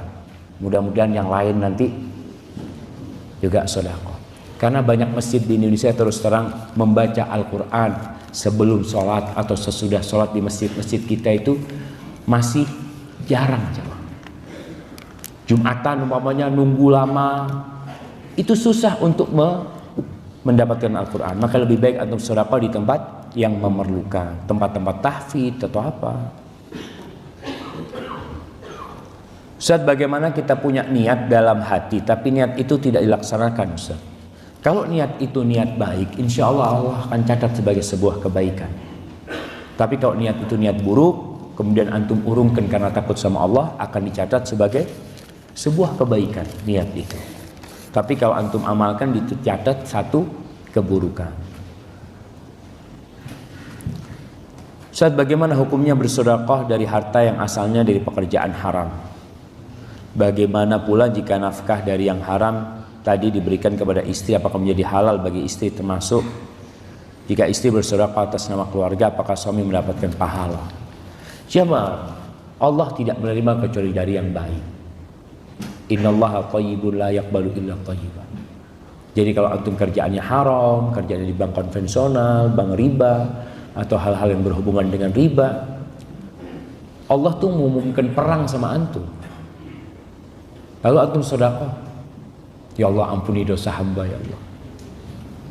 Antum kerjaannya nggak boleh. Jamaah, kalau kita lihat masalah riba ini kenapa merajalela? Karena kita yang melestarikannya. Kita yang melestarikannya. Umat Islam yang melestarikannya. Kalau umat Islam berhenti melakukan riba, bank itu berubah jadi syariat. Mau tidak mau. Itu disebut kekuatan publik. Makanya ketika harga daging mahal di kota Madinah, Umar bin Khattab radhiyallahu ta'ala anhu menyuruh umat Islam pada waktu itu bikin murah itu daging. Bikin murah itu daging. Loh gimana? Jangan dibeli. Ketika tidak dibeli, bagaimana pedagang daging? Kan masih banyak tempe, banyak apa. Sekarang kita ribut harga sapi, daging sapi mahal. Kenapa? Karena kita masih makan daging sapi. Antum ganti makan daging belalang umpama. Selesai semuanya. Kalau makan daging ayam, ayamnya nanti akan mahal. Belalang antum makan. Halal belalang sama. Antum gak pernah makan daging belalang? Kita lestarikan makan daging belalang. Insya Allah harga itu akan turun. Artinya kita ini harus punya peran. Setiap muslim itu membantu agama Allah dengan apa yang dia miliki ya. Anak semalam sama teman-teman di mobil cerita, anak pernah membaca nasihat Muhammad Nasir. Dia mengatakan, dia dulu kan di Dewan Dakwah. Dia cerita ketika mengirim dai-dai ya ke pedalaman ya, kepada siswa-siswa, dia cerita, kalian kalau bisa jadilah seperti genset yang ada di belakang rumah, yang alirannya sampai ke dalam rumah, rumahnya terang, orang-orang di dalam rumah bisa merasakan terangnya rumah itu, tapi mereka tidak mendengar suara gemuruh di belakang. Orang-orang nggak tahu. Maka antum jadilah genset di belakang sana. Orang-orang merasakan manfaat antum tanpa tahu di mana antum berada. Maka tadi urusan bank macam-macam kita harus punya peran. Enggak, anak akan bikin dan umat Islam harus bersama-sama melaksanakan perintah Allah untuk tidak melakukan riba. Insya Allah mereka akan terpaksa mau tidak mau. Dan sekarang sudah banyak yang terpaksa. Bank-bank konvensional sudah mulai buka cabang syariat. Kenapa? Terpaksa. Kita masih bisa memaksa? Bisa. Memaksa lagi untuk berubah syariat 100%. Bisa. Kalau kita ngaji, belajar untuk beli berangkas besi di rumahnya, keluarkan duitnya semua. Beli barang-barang nggak ada yang kredit. Semua beli barang, ya kalau bisa barang baru nggak bisa barang bekas. Tapi berusaha untuk menghindari hal-hal yang bersifat dengan riba. Insya Allah bisa kita terhindar dari riba. Assalamualaikum Ustaz. Waalaikumsalam warahmatullahi. Ibu saya rahimahullah baru meninggal 2 pekan yang lalu. Kalau bisa jangan nulis 2 minggu jemaah. Walaupun kita sering ngomong 2 minggu, tapi 2 pekan atau 2 Jumat yang lalu. Karena umat Islam dari Jumat ke Jumat. Antum lihat hadisnya. Salat yang 5 waktu. Dari Jumat ke Jumat. Dari Ramadan ke Ramadan. Nggak ada dari minggu ke minggu. Yang ada dari Jumat ke Jumat, ya kita perlu lestarikan. Disebabkan karena sakit yang dibilang cukup parah. Apakah sakit tersebut adalah pelebur dosa? Nah, sakit itu kata Nabi alaihissalam kafarat, sebagai pelebur dosa. Orang ini sabar nggak sabar jadi perlu berdosa. Tapi kalau orang itu bersabar akan mendapatkan pahala dari Allah Jalla Jalaluhu. Kalau dia tetap beribadah. Karena ada orang sakit berhenti sholat dengan alasan nanti kalau saya sembuh saya akan sholat. Siapa yang menjamin dia akan sembuh? Akhirnya sakit 2 minggu nggak sholat 2 minggu. Maka ini berbahaya. Mudah-mudahan orang yang sakit tetap kita ingatkan untuk sholat ya. Bagaimana cara bersedekah kepada orang tua yang telah meninggal sesuai ajaran Rasul sallallahu alaihi wasallam? Ya, hadisnya Sa'ad bin Ubadah insyaallah ya. Ketika dia mengatakan kepada Nabi alaihi salatu wasallam bahwasanya ibunya meninggal dunia belum sempat berwasiat. Apakah berguna kalau anak sedekah buat ibu anak? Kata Nabi sallallahu alaihi wasallam, iya, berguna. Maka disedekah untuk dengan nama ibunya untuk sedekah. Kalau bisa wakaf kan, wakaf, belikan Quran, masjid, apa sajalah kita bisa lakukan jamaah. Antum, ada satu amalan yang ana rasa perlu kita galakkan, yaitu menjadi bapak asuh untuk anak-anak yang menghafal Al-Quranul Karim, untuk anak-anak di pesantren. Antum mungkin nggak di pesantren, mungkin anak antum nggak ada yang di pesantren ya. Antum lihat mana pesantren, antum menjadi bapak asuh Ustaz, buat 1 orang 2 orang, sehingga selama dia belajar, kemudian dia berdakwah, antum dapat pahala dia jamaah. Subhanallah.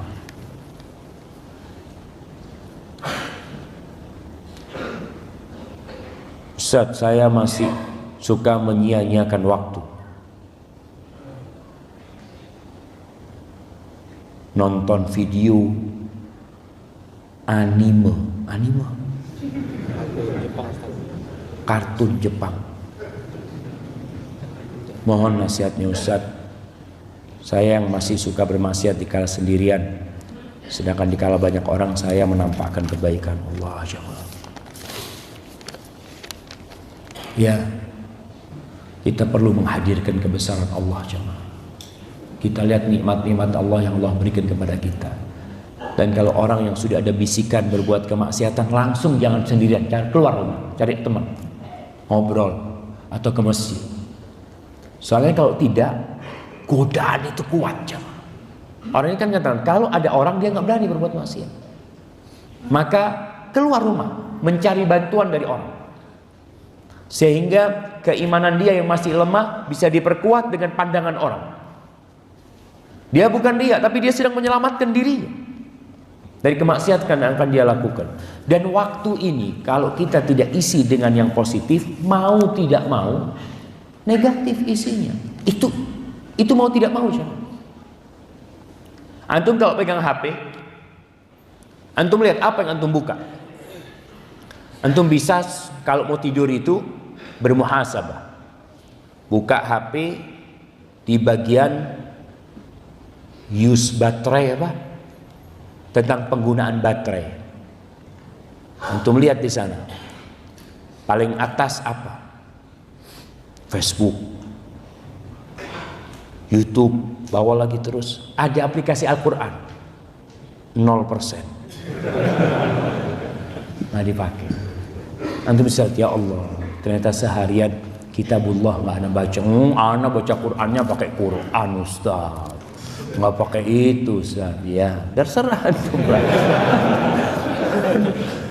Tapi ya kita di jamaah berusaha untuk baca pakai Quran memang. Ketika kita di masjid, kita duduk. Tapi kalau kita sedang perjalanan, manfaatkan untuk baca Quranul Karim.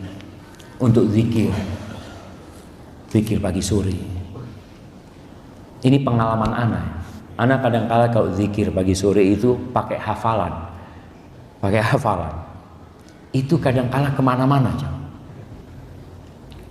Bismillahirrahmanirrahim. La yadhurru ma'asmihi syai'un fil ardi wa fis sama'. Bismillahirrahmanirrahim. La yadhurru ma'asmihi syai'un. Terus mikir apa lagi kemana-mana. Tapi kalau baca, anda lihat, kalau baca enak banget. Kalau baca itu mau nggak mau kita tahu, oh belum selesai, belum selesai. Dan ada aplikasi untuk itu. Artinya semakin mudah untuk beribadah kepada Allah Jalla Jalla. Antum ambil aplikasi zikir pagi sore umpamanya, yang itu bisa dilihat. Nomor 1 sampai sekian umpamanya, dibuka. Semoga kita dengan cara itu ya waktunya bermanfaat. Artinya kebanyakan waktu sekarang habis dengan apa? Dengan gadget kita. Lebih banyak, dulu banyak orang ngobrol, sekarang enggak. Jarang orang ngobrol. Makan bersama, Masya Allah. Sahibnya makan bersama, yuk makan. Pesan apa? Pesan ini. Setelah itu diam semuanya. Nunggu makanan datang. Sibuk dengan gadgetnya. Maka manfaatkan waktu kita yang positif. Anda ingin bertanya, apakah keutamaan jalan di kegelapan malam ke rumah Allah Ta'ala itu juga termasuk dengan kendaraan seperti ke rumah Allah dengan sepeda? Iya. Pahala itu sesuai dengan kelelahan kita. Yang naik motor beda dengan yang naik sepeda. Yang naik sepeda beda dengan yang jalan kaki. Semakin antum mengeluarkan energi lebih banyak, maka insya Allah pahalanya sesuai jamaah. Sesuai. Ustaz, tapi ana beli mobilnya mahal Ustaz. Apa nggak dihitung Ustaz? Maksudnya hitungan rodanya umpamanya seperti itu. Wallahu a'lam. Yang jelas akan ada perhitungannya sama Allah Subhanahu wa taala. Ana sekarang jarang berinfak karena sedang menabung untuk biaya menikah. Apakah ana menjadi bakhil karena ini? Ini sebelum menikah sudah bakhil. Karena kata Rasul SAW itu, al-waladu majbanatun mabkhalatun mahzanatun majhala. Al-waladu majbana. Anak itu membuat orang tua jadi pengecut. Anak itu membuat orang tua jadi bertingkah bodoh. Anak itu membuat orang tua jadi susah hidupnya. Dan anak itu membuat orang tua jadi pelit. Sebelum nikah sedekah, setelah nikah Ustaz buat anak Ustaz. Ini buat sekolahnya anak, buat sekolahnya. Kapan sedekahnya? Nanti kalau anak sudah lulus semua Ustaz. Antum tetap sedekah. Menabung dan sedekah. Karena antum sudah tahu bahwasanya sedekah itu tidak ngurangin. Berbeda kalau sedekah Ustaz, anak kalau sedekah berkurang, Ustaz enggak berkurang. Enggak berkurang. Antum mamanya sekarang nabung, tetap nabung untuk biaya pernikahan. Nabung mamanya dapat rezeki 1 juta, tabung mamanya 500 sedekahkan. Ustaz, sampai kapan Ustaz? Ini biaya nikahnya mahal kalau cuma 500.000 mamanya. Mudah-mudahan antum dapat istri yang maharnya sedikit. Tabungan antum masih sosok kata orang jamaah, masih ada kembaliannya. Insyaallah, alhamdulillah. Baik, saya datang dari Cilegon, Masya Allah. Cilegon ini Banten jemaah ya. Yang saya mau tanyakan, bagaimana status tanah masjid masih milik perorangan? Dan apakah sholat tahiyatul masjid hukumnya? Bagaimana Ustaz? Terima kasih. Barakallahu fikum. Subhanallah. Ini permasalahan yang termasuk dibahas ketika Dewan Fatwa dari Perhimpunan Al-Irsyad berkumpul. Di situ ada Dr. Irwandi, ada Dr. Muhammad Arifin. Kita bicarakan bersama tentang masalah ini, tentang status masjid yang tidak wakaf, masjid yang milik perusahaan, masjid yang ada di rumah sakit, masjid yang ada di kantor-kantor pegawai negeri, di DPRD, atau masjid yang fasum. Perumahan itu bukan wakaf, itu fasum. Perumahan itu. Bagaimana sholat di sana? Ternyata mudah-mudahan fatwanya akan keluar. Yang ana lihat memang ada perbedaan pendapat di antara para ulama. Mungkin yang lebih kuat, Ibnu Taimiyah menjelaskan hal itu. Apabila seorang menyewa sebuah tempat untuk masjid, maka hukumnya tempat itu menjadi masjid selama dalam masa persewaan. Seperti teman-teman kita yang di Eropa umpamanya. Mereka kadang-kala sewa tempat, sewa gedung untuk masjid. Bagaimana hukumnya? Maka hukumnya masjid selama masa persewaan itu. Kalau sudah lepas nantinya. Kemudian dibicarakan oleh Ibn Baz rahimahullahu ta'ala tentang musola-musola di tempat kerja. Diceritakan kalau musola itu memang tempat sementara, artinya bangunannya bukan bangunan masjid. Kadangkala ada ruangan ya di kantor dibikin musola namanya. Apakah hukumnya hukum masjid? Enggak. Karena ini bisa jadi besok pindah ke sana, besok pindah ke sana. Tapi kalau di satu perusahaan memang sudah dibangun masjid, orang tahu ini masjid, maka itu jadi masjid. Seperti itu, wallahu a'lam bishawab. Mudah-mudahan nanti keluar fatwanya sehingga kita bisa lebih tenang. Karena masalah ini memang ada perbedaan pendapat di antara para ulama. Insyaallah. Baik, yang terakhir. Ana kalau mendengar sebelum khutbah Jumat, saldo uang di masjid di Jakarta rata-rata memiliki 100 sampai 200 juta. Apakah termasuk sia-sia uang yang duduk sebagai saldo uang masjid belum termanfaatkan? Apakah boleh misalnya pengurus masjid membuat program menyelamatkan yang masih terjerat riba? Apa ada larangan dalam melakukannya? Sekarang kalau masjid punya saldo, ada masjid-masjid itu yang bangga dengan jumlah saldonya yang banyak. Alhamdulillah saldo masjid 300 juta, karpetnya sudah lobang-lobang. Malu antum seharusnya mengumumkan masjid punya duit banyak, kamar mandinya, toiletnya nggak bener. Karena orang-orang ketika taruh duit di masjid itu tujuannya mengindahkan masjid ini, memberikan kenyamanan. Ada uang lebih di masjid, masya Allah, beli kulkas, taruh air gelasan di situ, mamanya. Kan memang jamaah ingin duitnya dimanfaatkan, bukan untuk ditulis aja jamaah.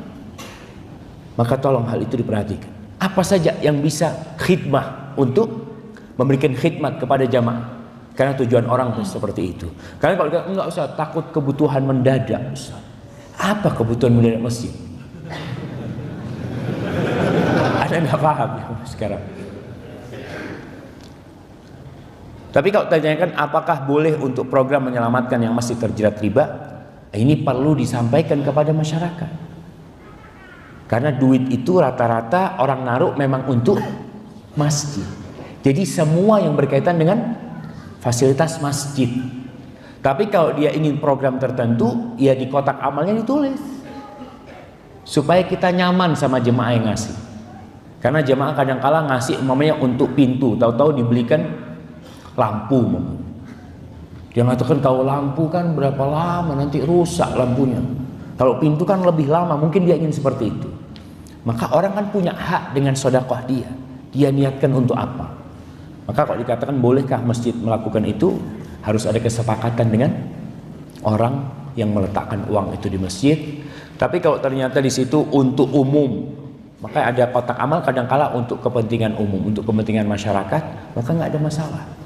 Seperti itu. Hadza wallahu a'lam bishawab. Itu jamaah yang bisa ana sampaikan, yang bisa ana jawab. Mohon maaf jamaah, ana kok melihat masya Allah antusias jamaah nulis pertanyaan, padahal tahu tidak semua pertanyaannya dibaca, tapi karena mereka tahu apa yang dia tulis akan dia dapatkan kelak di buku catatan dia pada hari kiamat. Hadza wallahu a'lam bishawab.